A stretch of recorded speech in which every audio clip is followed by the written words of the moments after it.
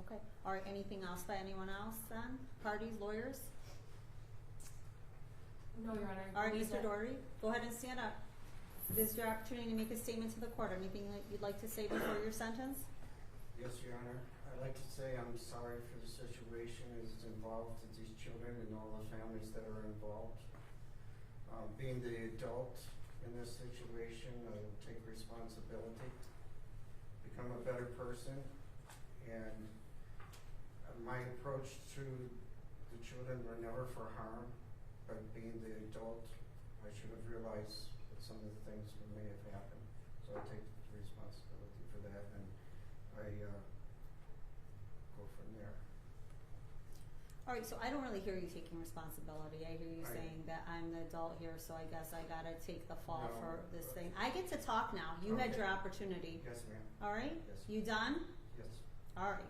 So I sat here through your trial, and I heard all of the witnesses testify. And I can make my own independent assessment as to whether or not I find that their witnesses are credible. And of course, I make a motion. Your lawyer made a motion for directed verdict, and had I found that they weren't credible, I could have said, "Yeah, you're right. All of this, none of this should be here." But I said, "No, it's a question of fact for the fact finder.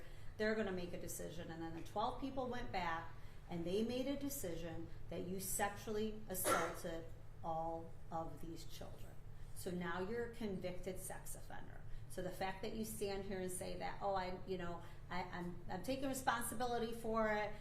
Sorry, they misinterpreted it." No one misinterpreted it. We all know what you did now because we heard them testify, and 12 of your peers found you guilty of it. So there should be no more confusion moving forward. Those children all testified truthfully and honestly that you put them in positions of sexually assaulting them, touching their body. They're children and you're the teacher. It's everybody's worst nightmare. You put these parents in a difficult position. You have their children being sexually assaulted. You have the mother just standing here talking about how her daughter didn't want to go to school to not face you, and she sent her to be sexually assaulted by you. And although the prosecution had their 768 witness who came in, she was really credible. She was very credible because she could articulate much better than the younger children. And she remembered exactly what happened at that daughter's sleepover. And although you're not convicted of that, I know your lawyer's got a defense to it. We're not retrying that case. But I am certain that what she said happened. So you knew exactly what you were going to do in that school, and you took advantage of those kids without even being worried that someone else was going to notice it. And you did it in the sneakiest, slimiest way possible. You touched them when they were sitting on your lap. How disgusting is that? How disgusting are you as you stand before this court? It's the sentence of the court. It's the docket 2024-291-275-FH. We've got 6 counts of criminal sexual conduct, person under 13, with guideline range here stemming from 36 to 71. The court's not satisfied that the guidelines can anticipate this situation. Our legislator has said that criminal sexual conduct second degree has a penalty of 15 years, and that's touching of minor children under 13 with a defendant older than 17 years of age. I don't know if anybody anticipates that the person that they're anticipating committing such a crime is somebody that is put into our school districts as a teacher who has complete control and authority against these minor children. I've never seen an OV that certainly could account for that. The predatory conduct on OV 10 scored at 15 points doesn't even touch the dishonesty and demented behavior that occurred here. So therefore, the court does not find that the offense variable 10 is even properly scored at 15, that there should be higher guideline ranges associated with a school teacher and minor children at elementary school. In addition, the defendant continued to groom these children. And the court does agree that although you knew that there was a prior conduct with a minor child, that you did not disclose that. I promise you, every single one of those teachers who got up and testified and said they thought you were a nice person didn't know that someone had originally made a complaint regarding you, and that you were actually facing a felony criminal sexual conduct charge.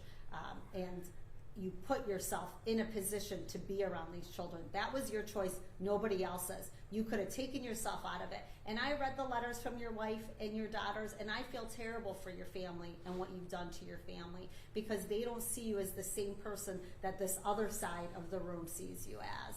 All right, you didn't take advantage of them or hurt them, at least as far as I know.